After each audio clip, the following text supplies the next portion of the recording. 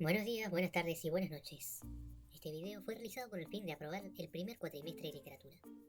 Hoy le voy a hablar un poco sobre quién fue este hombre y cómo fue su vida, para más adelante hacer un breve resumen de su obra El Matadero. Pero primero, antes del resumen, para que puedan contextualizarse mejor, les contaré quién fue este hombre y por qué es tan importante para la historia literaria dentro y fuera de la Argentina. José Esteban Antonio Echeverría Espinosa fue un escritor y poeta argentino que introdujo el romanticismo en Argentina y a países hispanoamericanos. Perteneciente a la denominada Generación del 37, es autor de obras como Dogma Socialista, La Cautiva y El Matadero, entre otras. Esteban nació en Buenos Aires el 2 de septiembre de 1805. Este nació en el seno de una familia numerosa, siendo el tercer hijo, de los cuales más adelante vendrían otros 5 más. Su madre era porteña, Martina Espinosa, y su padre del español vizcaíno, José Domingo Echeverría. Esteban a temprana edad quedaría marcado por la muerte de su padre. Más tarde, este fue iniciado en sus primeras letras por su madre, comenzando sus estudios primarios en la escuela de San Telmo. En su adolescencia quedó también huérfano de su madre, quien falleció en 1822. Desamparado, comenzó una azarosa vida de adolescente. Se enamoró de doña Calagari, con quien tuvo un hijo. Por esa relación agravó ciertos problemas cardíacos que lo aquejaban, lo que con el tiempo lo obligaría a cambiar de vida. Ingresó en el recientemente creado Departamento de Estudios Preparatorios de la Universidad de Buenos Aires y en la Escuela de Dibujo San Pedro Fabundo de la misma, de las cuales en 1823 abandonó para así comenzar a trabajar como dependiente en el trabajo de los hermanos Lezica, que ya por entonces tenía representación en países de Europa y América. 2 años después, en 1825, Esteban iniciaría una travesía a través del mar que duraría alrededor de 4 meses para llegar a la ciudad de Havre, ubicada en Francia, la cual era una ciudad de una comuna del noroeste de Francia, como parte de su trabajo en la firma Lessic. Entre los años 1826 y 1830, el joven Echeverría fue becado por el gobierno de Bernardino Rivadavia para formarse profesionalmente en París. Allí tuvo la oportunidad de observar de cerca el auge del movimiento romántico influenciado por autores de este mismo continente, particularmente franceses y alemanes, quienes abrazaron el movimiento romántico, como por ejemplo algunos de ellos se destacaban Victor Cousin, Willeman, Chateaubriand, Jouffroy y otros eclécticos alemanes. Además, la literatura inglesa de Shakespeare, Goethe y Byron también influyeron notablemente en sus obras. Luego de haber pasado 5 años en París, su regreso a Buenos Aires coincide con el gobierno de Juan Manuel de Rosas, el cual había asumido como gobernador hace ya un año antes de su regreso. Una vez reincorporado a sus tierras, se involucró en las actividades políticas y literarias, donde desarrolló sus ideas liberales y criticó la gestión de Rosas.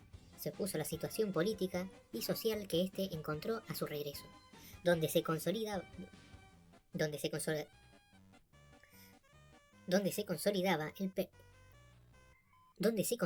el poder de los gobernadores donde se consolidaba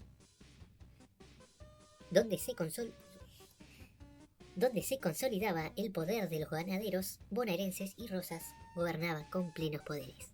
Echeverría también se dedicó a la escritura y a la creación de una literatura nacional, introduciendo las ideas del romanticismo en el Río de la Plata, para así escribir en 1838 y 1840 El Matadero, la obra que vamos a tratar el día de hoy, la cual critica el régimen rosista caracterizado por el autoritarismo, el fanatismo político y la represión. Por su contenido, el cuento recién se publicó en 1871, después de la caída de Rosas. Un cagón total, ¿cómo no lo va a subir antes? La historia comienza en 1830 y pico, en Buenos Aires, en plena cuaresma. Una gran inundación, a causa de una tormenta espantosa, que duró alrededor de 15 días, impide que llegue la carne a la ciudad, lo que causa que la economía del pueblo, o la ciudad, sea totalmente destrozada, elevando los precios de la comida. Cuando por fin pasan esos 15 días en los cuales la tormenta azotó a la población, el restaurador, entre paréntesis Rosas, envía 50 novillos al matadero, de los cuales uno termina siendo destinado o enviado al gobierno y el resto son llevados al matadero y distribuidos entre el tumulto de gente que había ahí. La gente corrió al matadero como si fuera un espectáculo.